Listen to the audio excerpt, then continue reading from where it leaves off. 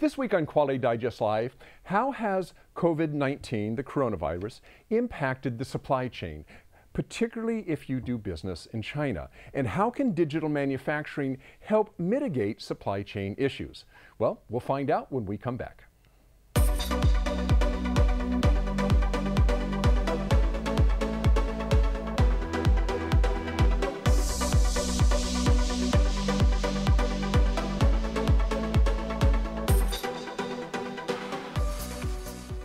Welcome back to Quality Digest Live. QDL is your weekly look at who and what is making news in the world of quality. I'm Dirk Ducharme, Editor-in-Chief of Quality Digest. Okay, although the numbers are constantly changing from day to day, it's fairly safe to say that in terms of just sheer numbers, China has been the hardest hit by COVID-19, the coronavirus. Roughly speaking, there have been about 111,000 reported cases and about 3,900 deaths in China. And as awful as the human tragedy has been, and it has been an awful tragedy, there have also been huge economic effects on China's manufacturing sector. According to the BBC, and this was about a week ago, China's official measure of manufacturing activity, the Purchasing Managers Index, the PMI, had dropped to 35.7, down from 50. In January. That's a pretty precipitous drop. And according to Bloomberg Economics, Chinese factories were operating at only 60 to 70% of capacity. That's a huge drop in capacity. Analysts predict that the impact of the coronavirus on the Chinese will most likely be felt for years to come. And keep in mind that China is responsible for about 1/3 of the world's manufacturing companies that have their manufacturing done in China. So those companies within that supply chain, countries like the United States, are going to be impacted as well. Our guest today is Jennifer Grant, Marketing Manager Europe for HAIZOL, a Shanghai-based manufacturer that specializes in machining, injection molding, fabrication, stamping, casting, and mold making. Hi, Jennifer. Welcome to the show. And really, just so sorry for what you guys are going through there in China. I know it's been just awful. I'm not sure how bad it is in Shanghai, but certainly other parts of the country have felt it really, really well. Hi, Doug. Thank you for having me on the show. Yes. It is essentially a pretty bad situation here, but it is on the mend, and we have seen significant improvements in the last few weeks, definitely. Yeah, and was Shanghai particularly hard hit in any way, or was that completely different part of the country for where the worst of it was? So luckily we are quite far away from where the main area that was hit is, which is Wuhan. So we are significantly far away, but it was still hit. You know, we have had quite a large number of cases, and we've still felt the repercussions of the cases that happened in Wuhan. Okay, so tell us a little bit about HAIZOL. What does your company do? Great, yes. So HAIZOL is essentially a manufacturer of machine tools in Asia. We are based in Shanghai, and we provide a platform where individuals and companies can have their parts manufactured from the comfort of their own home. So as you rightly said before, we specialize in machining, injection molding, casting, stamping, and mold making. And from your perspective, what is the impact of COVID-19 virus on China's manufacturing perspective? I'm sorry, manufacturing sector. This is an interesting question, and certainly one that has been discussed and continues to be discussed at length in recent weeks. It is clear that COVID-19 has had an impact on China's manufacturing sector, generally speaking. Last month, we witnessed government policies implement the forced closure of a large majority of factories throughout the country, which essentially halted economic production, except at hospitals and pharmaceutical companies. The disruption caused to the manufacturing supply chains was quite significant. Okay, and how does this, this reminds me of the SARS epidemic, obviously huge, many years ago. How does this compare to that? And was manufacturing as impacted during that epidemic as it is during this one? Yeah, COVID-19 has been compared to the SARS epidemic in 2002 to 2003 in terms of its impact. However, we do need to also factor in China's increased influence to our economic ecosystem globally in the last 2 decades. China's economy is now more than 8 times larger what it was then. Therefore, the impact has naturally been on a much larger scale, with many more industries now heavily dependent on China's manufacturing sector. And what about the impact on the supply chain itself? And I'm thinking, companies here in the United States. What has been the fallout for them? Good question. I mean, any manufacturing slowdown in one part of the world has a ripple effect on economic activity globally because of regional and global value chains.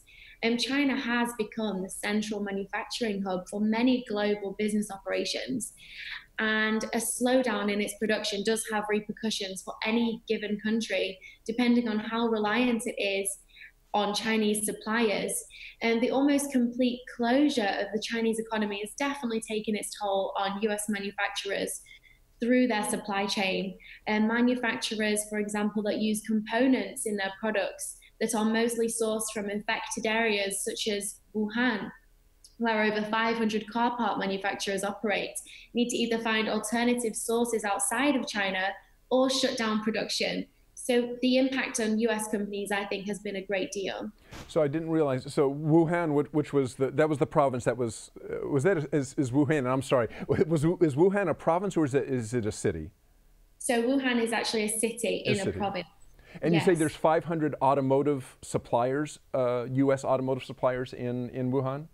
Exactly, over that. So as you can see from that, there's a huge impact on all of those people that source the parts from those manufacturers. Okay.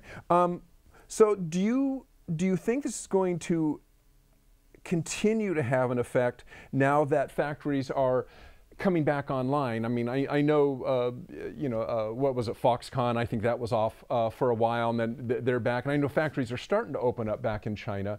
So is this going to kind of get things back on track quickly? Or are we going to continue to see, as some experts think, this stretching out for a longer period of time?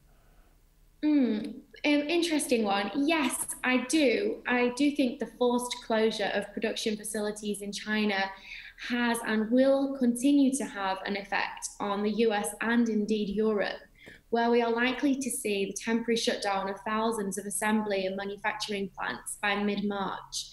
And the most vulnerable companies would probably be those that depend heavily on factories in China for parts and products. So I do think, yes, the effect will last definitely into the coming year.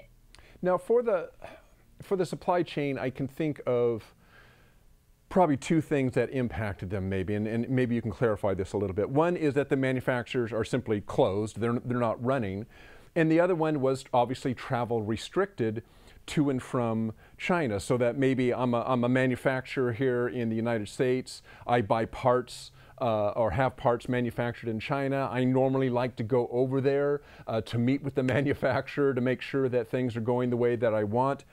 So was the supply chain issue more of manufacturers being closed or more not being able to go and sit in on the manufacturing process itself? And are relevant here. So manufacturers being closed definitely play a key role. Events such as the SARS epidemic, Iceland's volcano eruption, Japan's earthquake and tsunami in 2011, these all led companies to increase the amount of inventory they are keeping on hand compared to before. However, this is typically around 15 days worth of inventory. So even if companies carried an increase amount of stock due to the Chinese holiday, this would allow them to cover suppliers' demand for around a month, depending on the supply chain strategy. But after the extended closure of factories during February and even into March, it's likely this disruption to the supply of components will result in manufacturers having to stop production. So I do think that the fact that manufacturers were closed did play a big role. Now, I also think that clients not being able to visit the manufacturers does also play a part. Many clients typically come to visit the factory to approve a prototype prior to full production. In this case, right now, they're not able to do that. So it does cause another issue. They're not able to carry out quality checks or visit suppliers to see their capabilities and capacities to complete the given project. Refer to my notes here. Okay, so what challenges what manufacturing challenges are companies facing right now because of COVID-19, and how would they go about solving these challenges? I think alongside the challenge of consumer demand, companies also need to navigate supply chain challenges. Given the relatively quick economic restart in China, many companies are focused on temporary stabilization measures rather than moving supply chains out of China. COVID-19 also, for me, serves as an accelerant for companies to make strategic, longer term changes to their supply chains. Stabilizing the supply chain is key, and this stabilization includes updates to companies' demand planning, further network optimization, and essentially searching for and accelerating qualification of new suppliers. So, this will result in a more resilient supply chain. However, this is an ongoing challenge and one which I think digital manufacturing can alleviate. Okay, so you're kind of leading right into the topic here, digital manufacturing. So before we dive into that a little bit further, I think the idea here is that digital manufacturing provides a means of working with manufacturers in China without necessarily having to visit, and kind of gets away from that whole, at least the client visit aspect of it. At least to some extent it does that. And we'll get into the kind of the digital manufacturing here in a second. I mean, it sounds convenient, and I like the idea of digital manufacturing. And for those of our viewers who aren't familiar with it, we'll tell you what digital manufacturing is in just a second. But there's other methods besides technology. I mean, why not just, and I know companies are already looking at this, why not just send your work somewhere else? I mean, in the United States, we could maybe start sending more work to Mexico, or maybe, India or Malaysia, or, simply rather than technology, just, well, I'm just going to start manufacturing somewhere else. Why not do that?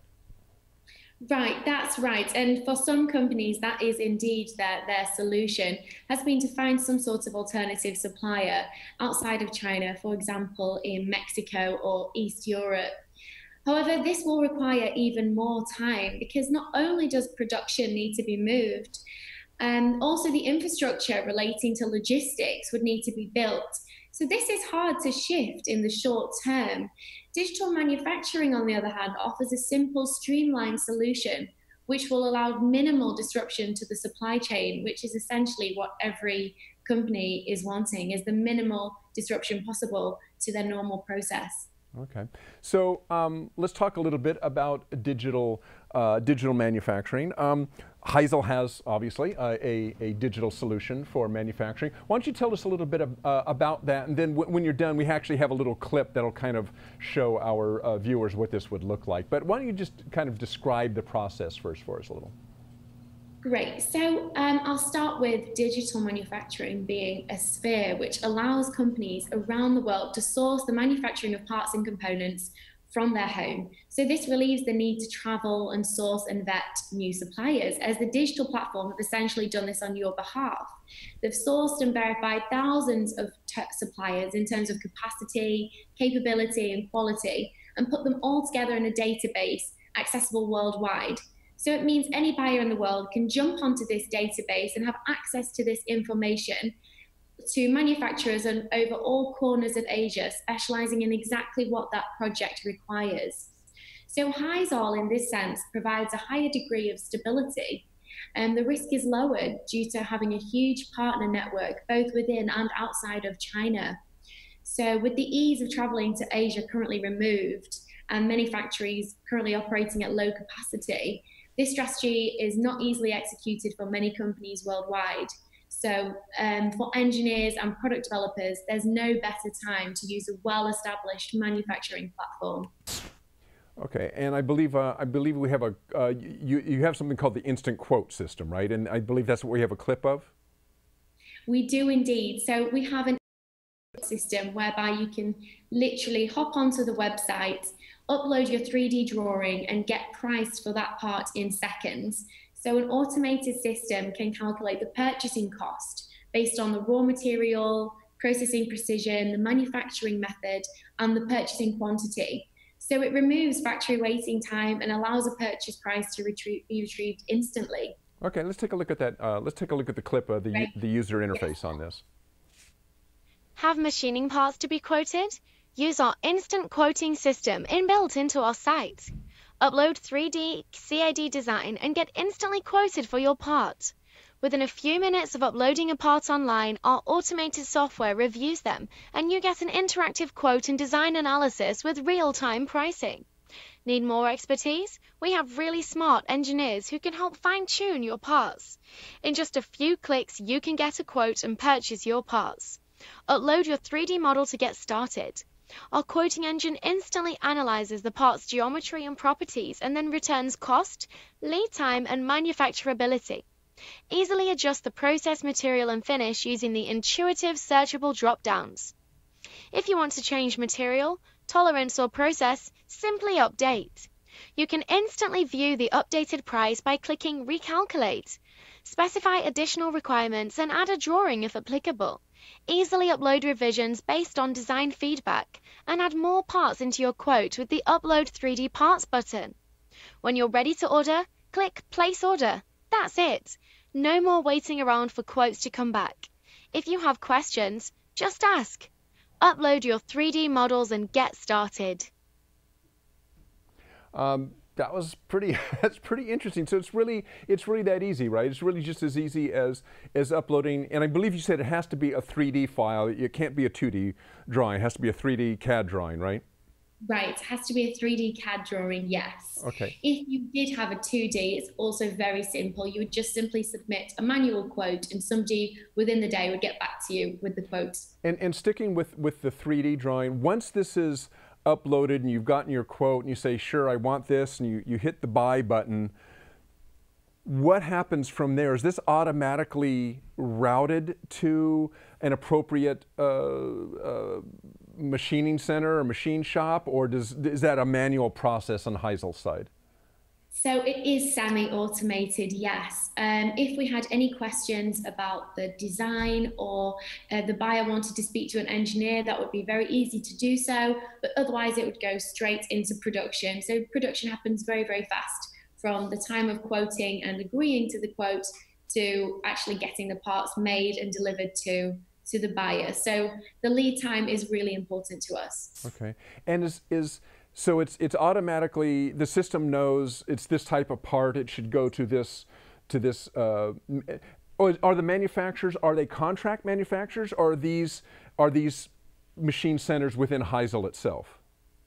So we have two avenues actually to market. We do offer production with our instant quote through HAIZOL, where everything is taken care of from start to finish from HAIZOL. So we take care of the delivery, we quality check, and we will handle everything from start to finish. Whereas you could also go through another supplier, and here you could request for a quote. And in this case, HAIZOL will match your order to a suitable supplier based on criteria such as precision and material. So the process is automated and intuitive. So buyers are matched to manufacturers based on their manufacturing capabilities, the tolerance of the part, the quantity required, and the lead time. Okay. This is kind of interesting to me because I know this has been around for a bit, but I actually haven't experienced it myself. So sticking with the automated part, let's just stay within HAIZOL. And if I start asking you questions that are just too deep into the weeds, let me know. But so it's automatically routed to, let's say, an appropriate machining center or whatever within HAIZOL. Is the job automatically run, or is it just sent to a production manager or something, and they take care of booking the job and so forth? Mm-hmm. That would all depend on the complexity of the project and the part. So some parts, if they're very simple, can be put into a machine that's automated and everything will be done without really any human involvement. Whereas some more complex parts or parts that need a secondary process would have more of a human involvement in it. So it would really depend on the project, but it's getting more and more automated as time goes on.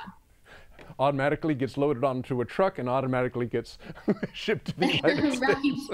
Right. That's pretty crazy, pretty crazy. You mentioned something earlier. This probably doesn't, in terms of travel to China and supply chain issues, this still doesn't really rule out, or does it, people wanting to come there for quality checks and to verify, you know, how your process works and so forth, right? I mean, you're still going to have people wanting to come there for that? Yes, we are, which is another reason why we should be using platforms like HAIZOL. What HAIZOL do is they would quality check, if you're going through HAIZOL for manufacturing, they would have their own quality checks on all of the parts to make sure it's exactly as you ordered. So things like the language barrier, things like checking the prototype, that is all done on the buyer's behalf. So they can rest assured that the part that they order is actually the part that gets delivered. And if there was any discrepancy, we would also fix that and have a new batch sent out. Okay, all right. Well, you know, I want to end with this one last question. Earlier, I had mentioned the Bloomberg report that Chinese factories were running at only about 60–70% capacity.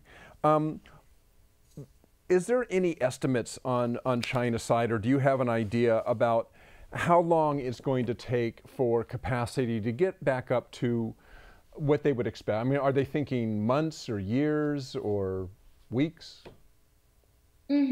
Certainly in the last couple of weeks, I have seen significant improvement. So China does continue on its path to recovery. At present, there are undeniable signs of activity. A large percentage of the previously closed factories have restarted and will achieve, I think, a near complete economic restart by mid-Q2. At present, around half of small and mid-sized companies have already resumed production. And this fast bounce back was crucial for those companies to remain in business, as their savings can only allow them to survive for so long. So we are seeing a fast bounce back, and I do think in the coming months it will be back to normal production.